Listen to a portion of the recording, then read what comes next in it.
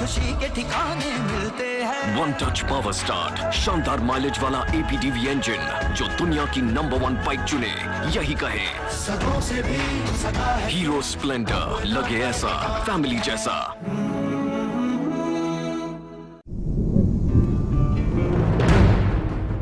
खबर की आपाधापी में कोई खबर न जाए छूट। हम उठाते हैं खबरों और मुद्दों पर पड़ी धूल, क्योंकि हम बनाते हैं खबरों के अंदर की खबर। समस्या का अभी हमें 7 महीने हो गए हैं, अभी तक क्यों नहीं निदान हो रहा है? हम लोग इंसान हैं कि जानवर हैं? इसीलिए हर खबर पर चैनल 1 रखता है अपनी पैनी नजर।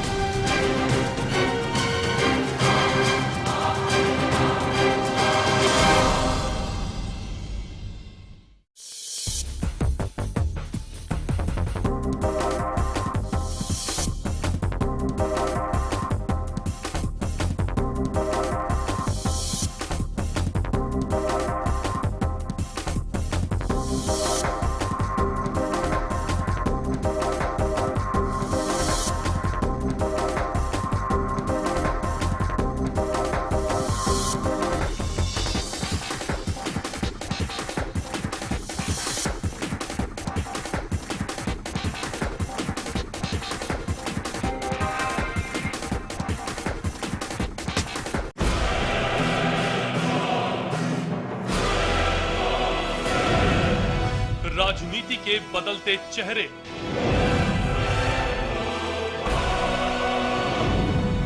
सत्ता का नया समीकरण, भावनाओं की आंधी से लोकतंत्र में विश्वास ढूंढती जनता,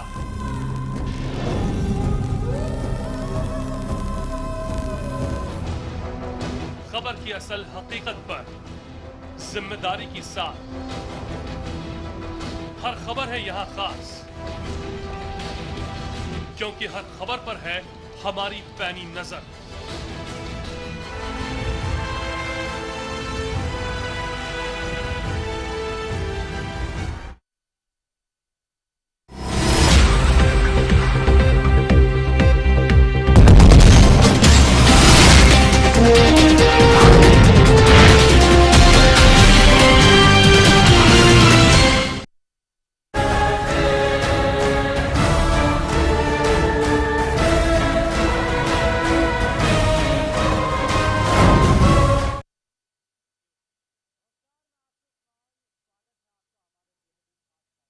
जनता मांगे हिसाब में आज हमारी टीम पहुंची है जंगपुरा विधानसभा क्षेत्र, जहां हम जानने की कोशिश करेंगे कि कितने विकास कार्य यहां हुए और क्या है जनता की परेशानियां, क्योंकि जनता अब इंसाफ नहीं बल्कि हिसाब चाहती है।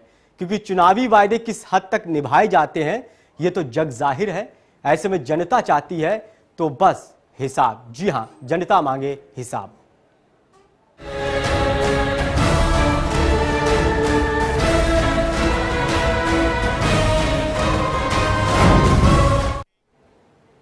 तो जनता मांगे हिसाब में सीधे चलते हैं जंगपुरा विधानसभा क्षेत्र, जहां पर हमारे संवाददाता आसिफ इकबाल जनता के बीच मौजूद हैं। आसिफ, जनता जनार्दन आपके साथ है, जनप्रतिनिधि हैं, जानने की कोशिश कीजिए कि जंगपुरा में कितना विकास का काम हुआ है। बिल्कुल, मैं आपको बताऊं कि इस वक्त मैं जंगपुरा में हूं। जी हाँ, नाम तो जरूर जंगपुरा है, लेकिन यहाँ के हालात जो है वो बिल्कुल बदले हुए हैं। यहाँ जंग लोग किसी और से नहीं बल्कि परेशानियों से करते नजर आ रहे हैं।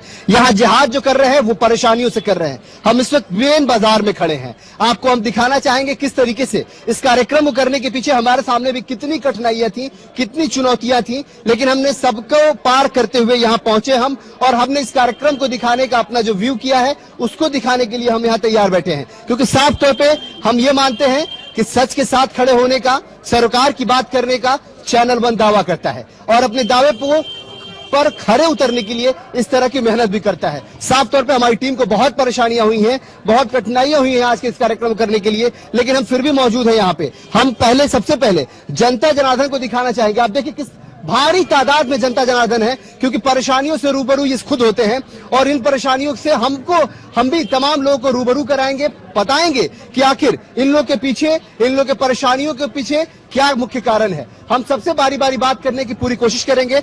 हम आपको बता दें कि हमने सभी कैंडिडेट को बुलाया था, सभी प्रतिनिधि को बुलाया था, और लेकिन बहुत कम लोग यहाँ मौजूद हैं। लेकिन हम चाहेंगे कि वो लोग जो हैं वही कम से कम जनता का जवाब दें। यहाँ पे बीएसपी से सुरेश गुप्ता जी हैं जो बीएसपी कैंडिडेट हैं। जेडीयू से राकेश चौधरी हैं, उनके पिताजी हैं यहाँ पे विजयपाल जी, ये यहाँ मौजूद हैं। और उसके साथ ही यहाँ पे जनता जनार्दन है। सबसे पहला सवाल जो होगा वो जनता की तरफ से होगा, क्योंकि हम जनता की नुमाइंदगी करते हैं, जनता की बात करते हैं, और हम चाहते हैं कि जनता ही बताए कि कितनी परेशानियों का सामना करना पड़ रहा है। कितनी परेशानियों का सामना करना पड़ता है आपको? देखिए साहब, मैं ये कहना चाहूंगा कि यहाँ की सड़कों की जो कंडीशन है, इसको हम पिछले 4-5 साल से इस तरीके से देख रहे हैं। अभी आप आके जाएंगे, नफीसा मस्जिद है, वहाँ सैकड़ों लोग नमाज के लिए जाते हैं, लेकिन उनके कपड़े महफूज नहीं रहते। आज मैं मारवा जी से पूछना चाहूंगा, जो कांग्रेस के हैं, कि आज से 10 दिन पहले, 20 दिन पहले जो उन्होंने सड़क बनवाई है, 5 साल से 4 साल से सड़क की पोजीशन इतनी खतरनाक है। अगर इलेक्शन करीब आ गया तो उन्होंने आज गौर किया, 10 दिन पहले सड़क बनी है। कितनी परेशानियों का सामना करना पड़ता है? अभी हम तो बाहर के उन लोगों को कर रहे हैं, हम तो बाहर के। बिल्कुल साफ तौर पे कह रहे हैं कि हमने तो सब कुछ देखा है। कितनी परेशानियों का सामना करना पड़ता है? सड़क की परेशानी बहुत ज्यादा है। परेशानी कितनी है यहाँ? बहुत ज्यादा है। बिल्कुल साफ तौर पे बहुत ज्यादा परेशानी है। सीधे पूछ लेते हैं विजयपाल जी, सबसे शुरुआत आपसे पहले करेंगे हम। इतनी परेशानियां हैं, इनका हल कैसे ढूंढा जाएगा? देखिए, इनके जो हल की आप बात करते हैं, मैं 97 से 2002 तक जो है इस क्षेत्र का निगम पार्षद रहा हूँ, और इस क्षेत्र की जनता जो है वो बतला सकती है कि जो 5 साल मेरे में जो काम हुआ, 2002 तक जब मैं मेंबर था, उसके बाद में 11 साल के अंदर में इस क्षेत्र में सरायकाले का, नगरी रजापुर के अंदर में ढीले का काम नहीं हुआ। आज लोग पब्लिक बतला रहे हैं कि 10 दिन पहले जो है 5 साल तक ये सड़कें जो है गड्ढे थे, सीवर ओवरफ्लो कर रहे हैं। पानी जो हमारे पास 24 घंटे था, काम नहीं हुआ है, काम नहीं हुआ है। सूरज जी क्या बोलेंगे आप? सूरज जी, पूरी विधानसभा में भी काम नहीं हुआ जी। कलेखा का तो बुरा हाल है, और पानी यहाँ भर जाता है तो आप पैदल भी नहीं निकल सकते यहाँ से। आपके दावे क्या रहेंगे? अगर हम सामने आए या हम विधानसभा से जीतते हैं तो हम कलेखा क्या और जितनी पूर्वज कॉलोनियां हैं और हमारे इलाके में जमपुरा, भोगल, तो हम 5 सालों में वो काम करेंगे जो कांग्रेस 5 साल में काम करेंगे। कह रहे हैं कि 5 साल में काम करेंगे। कुछ लोगों से पूछ लेते हैं। भाई साहब, आप यूथ हैं, आप जरा बताइए, इनके वादों पर और इनके दावों पर आपको यकीन है? बिल्कुल यकीन है, बिल्कुल यकीन है हमें। जेडीयू यहाँ पे अच्छा काम करके दिखाएगी, क्योंकि यहाँ से 20 साल से कांग्रेस की सरकार चल रही है, एमएलए, मगर उसने हमारे गांव के लिए कुछ भी नहीं किया अभी तक। आपके विधायक जी ने कितना काम किया? कुछ भी नहीं कर रहे। आपके विधायक जी ने कितना काम किया? कितना भी नहीं किया, कुछ भी नहीं किया। यहाँ पे बारिश, यहाँ पे गड्ढे, इतने पानी भर जाता है, कोई कुछ भी नहीं करता। कितना काम किया विधायक जी? जैसे जी कलेखा में काम नहीं हुआ है, ऐसे ही जमपुरा विधानसभा में कहीं भी काम नहीं हुआ। जी बताइए। उन्होंने ना तो काले खां की शक्ल देखी है, और 94 से हमारे यहाँ पे स्पोर्ट्स कॉम्प्लेक्स पास है, आज तक उन्होंने ये जवाब नहीं दिया वो क्यों नहीं आ रहा है। यहाँ पे कबाड़ खाना खोल रखा है और जबरदस्ती का पैसा वसूल करते हैं। रोड ढंग से डालते नहीं है, गड्ढे खोद खोद के खड़े कर देते हैं, साल हो जाता है और हमारे यहाँ पे जाम लगता है। हम कॉलेज जाते हैं, स्कूल जाते हैं, हमें 2-3 घंटे पहले जाना पड़ता है, और जबकि यहाँ से 1 घंटे का रास्ता है। आप तो स्पोर्ट्समैन दिखते हैं। यस, आप स्पोर्ट्स में? हाँ, बस नहीं है यहाँ। इंटरनेशनल प्लेयर हूँ, मुझे यहाँ की बहुत ज्यादा दिक्कतें देखती है। मैं कोई किस खेल में आप? मैं जूडो इंटरनेशनल प्लेयर हूँ, एशियन मेडलिस्ट हूँ, ब्रॉन्ज मेडलिस्ट। और यहाँ पे सुविधाओं के नाम पे कुछ भी नहीं। यहाँ तो आके देखते भी नहीं है। जिस टाइम इलेक्शन होते हैं उस टाइम यहाँ आते हैं और पैसे लोगों को झुग्गियों में पैसे बांटते हैं और वो वोटें खरीदते हैं। आप लोगों पर कोई ध्यान नहीं है? हमारे पास ध्यान कहाँ से होगा जब वो पैसे का इलेक्शन बना रखा है उन्होंने, और कुछ नहीं है। पैसों का इलेक्शन बना रखा है। हम सीधे कुछ और जो नुमाइंदे हैं उनसे पूछ लेते हैं। सूरज जी, कह रहे हैं लोग कि पैसे का इलेक्शन होता है, नेता सिर्फ चुनाव में आता है, चुनाव के बाद इन लोगों को भूल जाता है। ये क्या तो सही रहे जी, होता तो यही रहा है, मगर इसमें जनता का भी कसूर है। जनता भी पैसे और शराब में बिक जाती है, प्रतिनिधि को चुन नहीं पाती है सही को, उसे भी शराब और पैसे चाहिए होते हैं, तो काम कहाँ से करेगा? नहीं, देखिए सूरज जी, किसी के चेहरे पे लिखा नहीं होता है कि वो कितना शरीफ है और कितना अच्छा है। जनता भोली होती है, लेकिन जनता बहुत समझदार भी होती है। वो कब किसको फलक पे और कब किसको जमीन पे पहुंचा दे, ये सिर्फ वही जानती है। साफ तौर पे ये यूथ जो है, ये साफ तौर पे कह रहे हैं कि स्पोर्ट्स कॉम्प्लेक्स यहाँ बनाने की बात थी, लेकिन नहीं बन रहा है। सर जी ऐसा जो तो कांग्रेस 15 साल से यहाँ पर है, हम लोग तो सत्ता में है नहीं, ना हमारी दिल्ली में सरकार है और ना हम लोग ना दिल्ली में सरकार है, ना आप यहाँ पे प्रतिनिधि हैं। आपकी सरकार बिहार में है, आप यहाँ पे क्या करेंगे, किस तरीके से करेंगे और कैसे आश्वस्त करेंगे लोगों को कि आप उनकी परेशानियों को रूबरू होंगे और उनकी परेशानियों को दूर करेंगे? देखिए, बिहार के अंदर में हमारे मुख्यमंत्री नीतीश कुमार ने जो है अपने कामों से बिहार की जो तस्वीर है, जो लालू के टाइम में थी और आज आप जाके देखें तो एक उदाहरण है हमारे पास में नीतीश कुमार, और उनके नेतृत्व में हमने अब दिल्ली में ये बीड़ा उठाया है, हमने ये कसम खाई है कि अब दिल्ली की तस्वीर जो है, जो बिहार में जिस प्रकार से हमने जो है बिहार की तस्वीर को बताया है, हम लोग अगर हमें मौका मिला, जेडीयू को अगर मौका मिला, तो हम दिल्ली की तस्वीर बिहार की तरह जो है बदल के दिखलाएंगे। दिल्ली की तस्वीर बदलेंगे। दिल्ली की तस्वीर बदलेगी कभी? आपको लगता है कि आपके इस इलाके की तस्वीर बदलेगी? हाँ, बदलेगी, बदलेगी। उम्मीद है आपको? बदलना चाहिए, बदलना चाहिए, बदलना चाहिए तस्वीर तो चाहिए। आपको लगता है कि विधायक जी ने बहुत काम किया आपके लिए? जी, हमारे लिए चौधरी विजय पाल ने जी हमारे लिए पहचान पत्र बनाया, प्रूफ बनाया, इतना मदद की, और अभी तक हमारे आम आदमी को लौटा जी। विधायक जी ने क्या किया? कुछ नहीं किया। विधायक जी ने क्या किया? कुछ भी नहीं किया। भाई साहब आप बताइए, विधायक जी ने क्या किया? कुछ भी नहीं। 5 साल में एक भी बार, 5 बार ही नजर आते हैं 5 साल में। आप महिला हैं, आपको लगता है कि सुरक्षा व्यवस्था सबसे जरूरी चीज होती है? कितना सुरक्षा व्यवस्था यहाँ पे मौजूद है और कितनी सारी चीजें यहाँ पे बेहतर तरीके से की जा रही है? सर, सुरक्षा के नाम पे बिल्कुल नील है, कोई सुरक्षा नहीं है। रिसेंटली एक इंसिडेंट बताती हूँ। मेरी फ्रेंड है, जॉब से घर आ रही थी, किसी ने पीछे से, भोगल एरिया में है, भोगल एरिया में पीछे से डायरेक्टली उसके नेक पे अटैक किया, और उस टाइम जब उसको नेक से पकड़ा गया तो उसने ध्यान नहीं दिया कि पीछे कौन था। वो तो सडनली चिल्ला पड़ी तो 2-3 लोग आ गए, अदरवाइज कोई सुरक्षा नहीं है। महिलाओं की तो बिल्कुल, महिलाओं की कोई सुरक्षा नहीं है। भाई साहब आप अपनी बात रखना चाहते हैं, बताइए। हाँ जी, देखो जहाँ खड़े पहले बताओ, यहाँ देखो, और जो हमारा अंडर पास है वहाँ बिल्कुल लाइट नहीं है, कुछ नहीं है। हमारे बहन बेटे वहाँ से निकलते हुए अंधेरा रहता है। एकदम सही बात है। महिलाओं की सुरक्षा को भी ध्यान रखने की जरूरत है। हम सीधे इनसे पूछेंगे, महिलाओं की सुरक्षा को लेकर क्या इंतजाम करेंगे आप और किस तरह से होगा? महिलाओं की सुरक्षा को लेकर के हम लोग जो है, हमने अपने जो एजेंडा तय किया है उसमें विशेष जो है बात हमने की है कि महिलाओं को सुरक्षा दिल्ली के अंदर में मिलनी चाहिए। आए दिन बलात्कार और ये सारी चीजें आप देख रहे हैं, तो सबसे पहले हमें इस पर ध्यान देने की जरूरत है।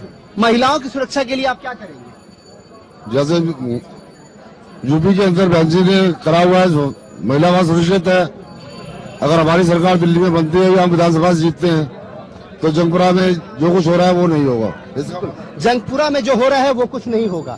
वो साफ तौर पे ये कह रहे हैं कि जंगपुरा में जो हो रहा है वो नहीं होगा। महिलाओं की सुरक्षा की ध्यान रखी जाएगी। कुछ महिला भी हैं, सीधे पूछ लेते हैं, महिला यहाँ कितनी सुरक्षित है? जी, महिला तो यहाँ बिल्कुल ही सुरक्षित नहीं है। बहुत ही परेशानी का सामना करना पड़ रहा है जी, क्योंकि महिला अपनी शर्म और डर के मारे कुछ बोल नहीं पाती, और जो लोग हैं वो सुन नहीं पाते। बिल्कुल, बहुत जायज सवाल आपने किया है। डर के मारे ये बोल नहीं पाती और आप लोग सुन नहीं पाते। साफ सवाल आपके सामने है, जवाब क्या देंगे आप? अरे आपको अभी कही सरकार हमारी नहीं है, हमारी सरकार होगी। लेकिन इस बात का कोई जवाब नहीं कि सरकार आपकी नहीं। आपने उत्तर प्रदेश में सरकार बनाई थी, आप उत्तर प्रदेश में आपने सरकार चलाई है। उत्तर प्रदेश दिल्ली का क्षेत्र है, तो आप कम से सरकार चलाने का अनुभव तो है आपके पास। अगर आप होते हैं, आप कैसे वादा करेंगे? क्या आप यही कहेंगे इन लोगों से कि हमारी तो सरकार नहीं है जी, हम कुछ नहीं कर सकते हैं? आप कुछ करने के लिए फॉरवर्ड प्लानिंग तो होगी आपकी। आप कुछ ये वादे तो करेंगे कि हम ये करेंगे, और अगर आते हैं तो ऐसी चीजें करें जी। वादे हम कर रहे हैं कि जो हमारी विधानसभा में है, हम विधानसभा को पे काम करेंगे। जो 15 साल में काम नहीं हुआ उस काम को पूरा करेंगे 5 साल के अंदर। महिलाओं की समस्या सबसे बड़ी है, कहती है कि डर के मारे कुछ कह नहीं पाते हैं और बहुत सारे लोग उनकी बात सुन नहीं पाते। मैं उनकी बात से सहमत हूँ। जो वो बोल रही हैं कि महिलाएं जो है वो परेशानियों में जी रही हैं, डर और दहशत के माहौल में जो है जी रही हैं। घर से जो है शाम को 6 बजे के बाद निकलना जो है उनके लिए परेशानी होती है। अगर जवान बेटी घर से बाहर निकल जाए तो माँ बाप को चिंता रहती है कि घर जो है सही सलामत आज मेरी बेटी आएगी कि नहीं आएगी। आज माहौल जो है इतना खराब है, तो उनकी बात से मैं सहमत हूँ। माहौल बहुत खराब है, यहाँ साफ तौर पे लोग कह रहे हैं कि माहौल बहुत खराब है। यहाँ पे स्थिति बदलती हुई नजर आती है, कब क्या हो जाता है किसी को पता नहीं चलता है। हमारे साथ एक बहुत देर से बुजुर्ग बैठे हुए, कितनी यहाँ पे सुविधाएं हैं आपको? विधायक जी ने कितना काम किया? बहुत काम किया है। गंदा पानी, सीवर का पानी पीते हैं, लोगों को खुजली हो गई है गंदे पानी से। और ये सारी रोड जो है ना, सारे पानी पानी रहता है, हर वक्त कीचड़ है, बड़ा रहता है।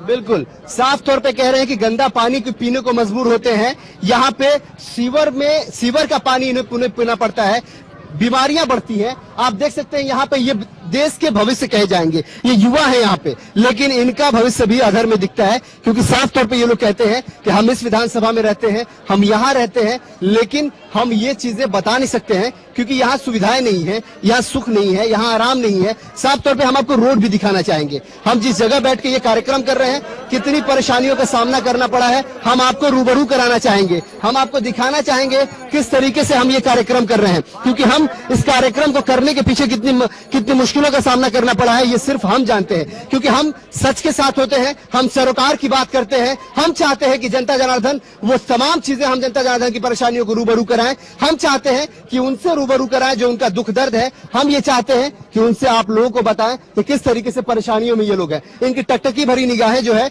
वो अपने विधायक, अपने प्रतिनिधि से इंसाफ मांगती हुई नजर आती है, क्योंकि वो चाहते हैं कि यहाँ इंसाफ मिले, लेकिन इंसाफ नहीं मिलता है। जो होने वाले प्रतिनिधि हैं उनसे सवाल कर लेते हैं हम। ये हम सीट आपको दिखा रहे हैं, ये खाली है, क्योंकि यहाँ जनता के प्रतिनिधि को खड़ा होना था, यहाँ जवाब देना था, लेकिन ऐसे ऐसे सवालों का जवाब वो देने से बचते नजर आए और वो यहाँ पे मौजूद नहीं है। हम ये दिखाना चाहते थे कि देखिए आप किस तरीके से यहाँ पे ये सीट खाली है। ये सीट इसलिए खाली है क्योंकि यहाँ पे वो अपने जवाब देने से बचते नजर आए हैं। जो लोग यहाँ आए हैं हम उनके लिए हौसला अफजाई करेंगे। सवाल सीधे साफ से जनता जनार्दन जानना चाहती है कि जितनी परेशानियां यहाँ सामने रूबरू हो रही है, इस परेशानी से कैसे दूर करेंगे? देखिए, मैंने कहा, मैंने पहले भी बात की आपसे, मैंने अभी फिर दोबारा दोहरा रहा हूँ इस बात को कि 5 साल में मेंबर यहाँ कॉर्पोरेशन में रहा हूँ और मैंने 5 साल के अंदर में कितना काम किया है, इस बात पर मेरे क्षेत्र की जनता को कोई शक नहीं है कि विजयपाल के बेटे को हम दूर कर देते हैं। हम कुछ लोगों से पूछ लेते हैं, सीधे पूछ लेते हैं, विजयपाल जी ने कितना काम किया? बहुत काम किया था। जब ये विधायक काउंसलर बने थे उस टाइम उन्होंने बहुत सारा काम किया था। विजयपाल जी जब काउंसलर थे कितना काम किया? बहुत काम किया है जी। हमारे लिए पार्क भी बनाया है यहाँ पे पीछे, इन्होंने खुद ने, विजयपाल जी ने यहाँ बनवाया था शादी ब्याह के लिए, क्योंकि उस जगह हमारे पास फ्लैट शादियां करने के लिए भी जगह नहीं थी। उन्होंने एमसीडी से पार्क निकलवा। लेकिन परेशानियां तो अभी भी रूबरू हैं। जनता के प्रतिनिधि होने के नाते जवाबदेही सब पे बनती है, आप ये मानते हैं? ये चीजें सही है। जनता के प्रतिनिधि होने के नाते जवाबदेही सबकी है, सबको जवाब देना होगा, सबको ये बताना होगा कि आखिर इन परेशानियों से जो रूबरू हो रहे हैं उससे कैसे छुटकारा मिलेगा। जितना परेशान है यहाँ लोग, जितने हैरान हैं लोग यहाँ, उनको दूर करने के लिए आप क्या करेंगे, क्या कवायद करेंगे, क्या कोशिश करेंगे? हम जीतते हैं जंगपुरा विधानसभा से और हमारे पावर ऑफ बैलेंस में हम आते हैं, क्योंकि बहुजन समाज पार्टी कम से कम 15 सीटें इस बार हम दिल्ली में जीत रहे हैं और 15 सीटें जीतने का मतलब है कि बैलेंस और पावर में हम होंगे, जो मीडिया कोई नहीं हमारे को दिखा रहा। हमारे देखिए, अगर आप ये आरोप लगा रहे हैं तो चैनल 1 इस बात को ये दरकार करता है, आपकी बात को नकारता है, क्योंकि आपने हमें नहीं बुलाया, हमने आपको बुलाया, हमने आपकी बात को रखना चाहा। हम चाहते थे कि जनता के प्रतिनिधि आपके सामने आपकी बात करें और इसलिए हमने बुलाया है। हम चाहते हैं कि सच सामने आए, हम सरोकार की बात करते हैं, सच को सामने लाना चाहते हैं, इसलिए आपके साथ खड़े हैं। और इसीलिए सामने इन सवालों का जवाब भी हम चाहते हैं। जो यहाँ पे तमाम लोग खड़े हैं उनके सवालों का जवाब चाहते हैं, उनकी टकटकी भरी निगाहों के सवालों का जवाब चाहते हैं। हम चाहते हैं कि यहाँ वो जवाब मिले कि जो यहाँ पे जनता के प्रतिनिधि होने के नाते और जनता के अगर प्रतिनिधि आप बनते हैं तो उन सवालों का क्या जवाब? बिल्कुल, जनता सवाल कर रही है, अब उसको जवाब चाहिए है। जनता को काम भी चाहिए है और हिसाब भी चाहिए है, क्योंकि चुनाव करीब में है।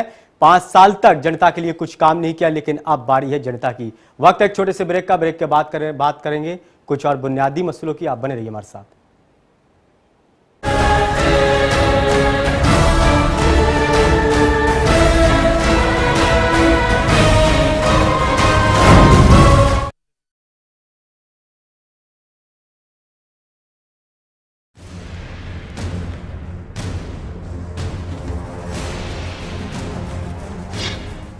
गंगा की धार से निकलेगी धोनी की जीत।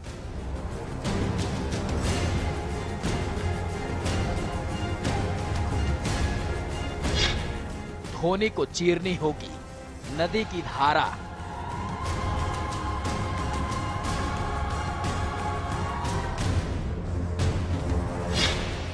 जीत का गंगा कनेक्शन देखिए शाम 7:30 बजे सिर्फ चैनल 1 न्यूज पर।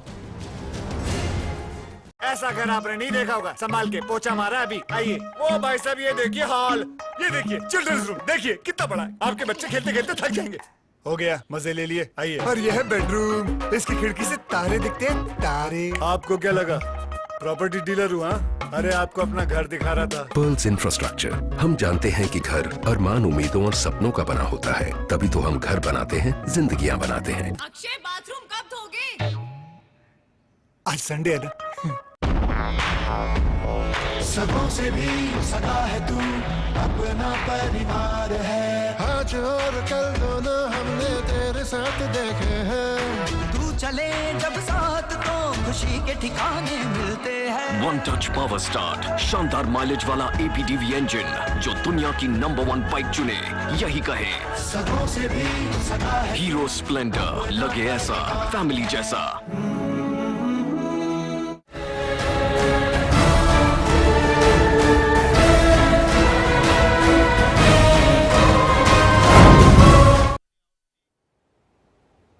ब्रेक के बाद आपका स्वागत है। आप देख रहे हैं हमारा खास कार्यक्रम जनता मांगे हिसाब, और आज हम बात कर रहे हैं जंगपुरा विधानसभा क्षेत्र की, जहां पर हमारे संवाददाता आशिफ इकबाल लोगों के बीच मौजूद हैं।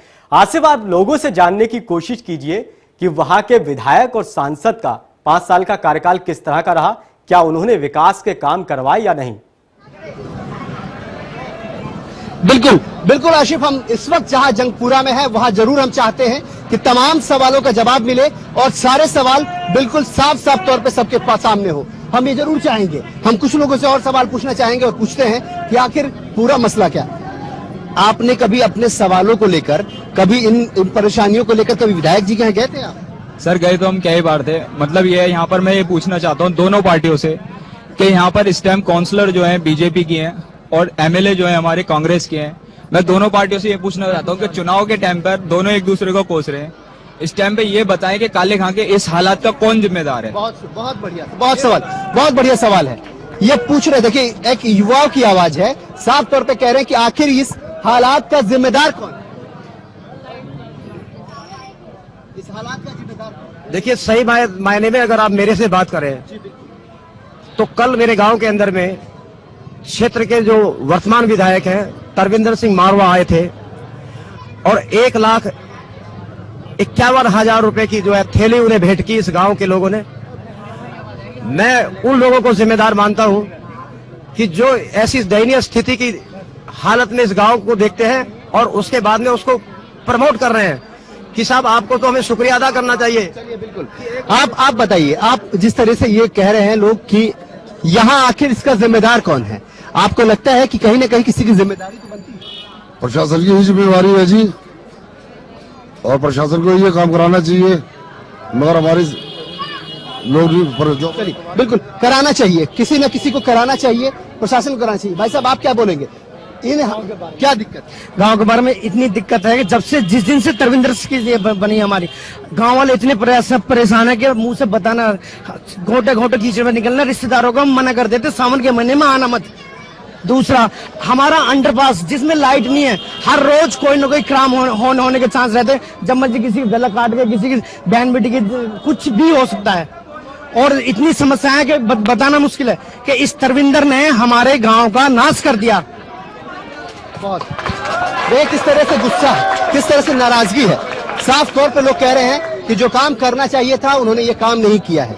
यहाँ परेशानियों का अंबार खड़ा है। लोग साफ तौर पे कह रहे हैं कि बहुत दिक्कतें हुई हैं, बहुत परेशानी हुई। कुछ और यूथ हैं, उनसे भी जवाब ले लेते हैं। आप बताइए। सर मैं बात करूंगा शिक्षा और हेल्थ में। ना तो हमारे पास कोई अच्छा स्कूल है, जबकि सबसे ज्यादा वोट MLA साहब का यही है। MLA साहब ने क्या किया? ना हमारे पास अच्छी शिक्षा, हमारे बच्चे दूसरे एरियो में जाके पढ़ते हैं, 3-4 किलोमीटर दूर जाके पढ़ते हैं। ना ही हमारे पास कोई अच्छा हेल्थ, यहाँ कोई भी छोटा मोटा अस्पताल नहीं है, डिस्पेंसरी है, वहाँ दवाइयाँ तक उपलब्ध नहीं होती। तो उसके लिए MLA साहब ने और हमारी पार्षद साहब ने क्या किया? कितनी परेशानियां? परेशानी कोई नहीं, मतलब कि ये नेताजी हमारे जब पहले कभी जीते थे 1997 में, तो इन्होंने हमें रोजगार दिलवाया। बहुत सारे लोग ऐसे हैं जो लोग कह रहे हैं कि जब पुराने लोग जो थे वो लोग ज्यादा बेहतर थे, नए लोगों ने काम खराब किया। मतलब साफ है कि जो विधायक जी हैं उनसे बहुत नाराजगी है इन लोगों की, और नाराजगी होने के पीछे बहुत क्या परेशानी है, क्या लगता है आपको? देखिए जी, 15 साल के अंदर तरविंदर सिंह मारवा ने कुछ काम नहीं किया है, और इतना क्या है, सारे में गंदगी है, पानी की समस्या सबसे बड़ी है, बिल की समस्या, बिजली के बिलों की समस्या सबसे बड़ी है। यहाँ पे सिवाय उन्होंने अपने बिल्डर माफियाओं को ही सिर्फ उसने सपोर्ट किया है, बाकी आम पब्लिक का कोई काम नहीं किया। आम पब्लिक का कोई काम नहीं किया है। अब कुछ और लोग हैं, और लोगों से पूछ लेते हैं। हमारे यहाँ तो सारा का सारा गांव परेशान है। हमारे यहाँ तो सारा गांव परेशान है। जो रिश्तेदार बाहर से आते हैं ना, वो भी इतने परेशान है, गालियां दे करके निकलते हैं। बहुत परेशानी है जी। महिलाओं की सुरक्षा को लेकर कितनी दिक्कतें? दिक्कत तो ऐसी है जी, देखिए कि यहाँ पर लेट नाइट लड़के भी सेफ साइड नहीं चल सकते। अगर लड़के नहीं चल सकते तो लड़कियों की क्या सिक्योरिटी होगी, आप खुद समझ सकते हैं। ये बहुत बड़ा सवाल। साफ तौर पे कह रही है कि जब लड़कों की सुरक्षा दांव पे है तो लड़कियों की सुरक्षा का भला कौन मालिक? साफ तौर पे ये लोग वो लोग हैं जो कहीं ना कहीं से वोट देते हैं और साफ तौर पे अपने प्रतिनिधि को बनाते हैं। हम इनसे पूछ लेते हैं जो बड़ा प्रतिनिधि होने के दावे करते हैं, और जो प्रतिनिधि अगर हो गए तो क्या करेंगे। आप ये बताइए कि यहाँ पे महिलाओं की सुरक्षा को लेकर तमाम तरह के सवाल खड़े हो रहे हैं, आखिर क्यों इस तरह से? देखिए, इसके लिए जो है, जो जिम्मेदार है वो कांग्रेस की सरकार जिम्मेदार है। शीला दीक्षित जो है वो जिम्मेदार है। शीला दीक्षित के अंडर में क्योंकि दिल्ली पुलिस नहीं है, तो शीला दीक्षित अपनी लाचारी दिखलाती है। लेकिन मैं ये कैसे मान लूं कि शीला दीक्षित की दिल्ली पुलिस नहीं है, लेकिन केंद्र सरकार में तो उसकी सरकार है, तो उसकी जिम्मेदारी तो शीला दीक्षित की बनती है। और दिल्ली की जनता के प्रति अगर सही मायने में कोई जवाबदेही अगर बनती है तो शीला दीक्षित की बनती है कि महिलाओं के मन में जो ये असंतोष और दहशत का जो माहौल है, उसके लिए पूर्ण रूप सरकार की जिम्मेदारी बनती है। क्या आपको लगता है कि यहाँ सुरक्षा व्यवस्था दिल्ली सरकार की जिम्मेदारी है? यहाँ आप परेशान होती है, सुरक्षा व्यवस्था को लेकर डर होता है कभी मन में? कभी अकेले आने जाने के लिए कभी डर होता है मन में? डर तो होता है। डर होता है अपने घर से निकलने में डर होता है कि घर से कैसे निकले। रात को बाहर जाना तो बहुत दूर है, इस कॉलोनी से निकलने में डर होता है। रात में बाहर जाना तो दूर है, इस कॉलोनी से निकलने में डर लगता है। साफ तौर पे ये लोग कह रहे हैं कि कॉलोनी से निकलने में महिलाओं को डर होता है, बच्चों को डर होता है। साफ तौर पे ये बात मानी जा रही है कि यहाँ सुरक्षा व्यवस्था भी चाक चौबंद नहीं है। आप ये बताइए कि यहाँ लगता है कि यहाँ पे जिस तरीके की चीजें होनी चाहिए, जो बेहतर सुविधाएं होनी चाहिए, दिल्ली के अंदर ये इलाका आता है और साउथ से सटा हुआ इलाका है, क्या यहाँ पे उस तरह की मुफीद व्यवस्था नहीं? बहुत पब्लिक को बहुत बड़ी परेशानियां हैं, इसमें कोई सुविधा किसी को नजर नहीं आती। जैसे आप जिम्मेदार जिसको जिम्मेदार बना के हमने वोट देके बनाया है, उसकी बड़ी जिम्मेदारी होती है ये कि हमारी परेशानियों पर गौर करे, लेकिन मुकम्मल तौर पर नाकामयाबी। सरकार भी आपकी परेशानियों को नहीं सुनती सुनाई का। हम कुछ और लोगों से पूछ लेते हैं, सब सीधे प्रतिनिधि से पूछते हैं। आपको लगता है कि यहाँ के लिए आप जिस तरह से आप बार बार कह रहे हैं कि दिल्ली सरकार जिम्मेदार है, दिल्ली सरकार की जिम्मेदारी कैसे होती है, आपको कैसे लगता है? दिल्ली सरकार सेंटर में भी वो है और दिल्ली में वो है, सरकार है, उसकी गवर्नमेंट है, और उन्होंने कोई सख्ती नहीं करी हुई। अगर पुलिस के साथ वो सख्ती करे, एसएचओ को, इलाके के एसएचओ के साथ वो सख्ती करे, उसके ऊपर प्लेसमेंट डाले तो ये रोका जा सकता है, मगर वो किसी के साथ कुछ करने को राजी नहीं है। हर आदमी सख्ती करने को राजी नहीं है। साफ तौर पे ये लोग कह रहे हैं कि सख्ती करने को राजी नहीं है। सरकार ये नहीं चाहती है कि चीजें बेहतर हो, सरकार के लिए ये कर पाना बहुत मुश्किल नजर आता है। कुछ और लोग हैं, आपको लगता है कि सरकार की जिम्मेदारी बनती है? सरकार ये काम करना नहीं चाहती है, लोग काफी परेशान है, बुनियादी सुविधाओं को आज सिर्फ तरस रहे हैं। कहीं ना कहीं बुनियादी सुविधाएं नहीं है, जिन प्रतिनिधियों को जनता ने चुना है वो काम नहीं कर रहे हैं, लोग काफी परेशान है। आज सिर्फ इकबाल आपका और इस प्रोग्राम से जुड़ने के लिए आप तमाम लोगों का बहुत बहुत शुक्रिया। तो आप देख रहे थे हमारा खास कार्यक्रम जनता मांगे हिसाब। हमने जंगपुरा की आपको असली तस्वीर दिखाई, बुनियादी सुविधाओं को यहां पर लोग तरस रहे हैं। फिलहाल हमारे इस खास कार्यक्रम में इतना ही, लेकिन ताजा तरीन खबरों के लिए देखते रहिए चैनल 1 न्यूज। नमस्कार।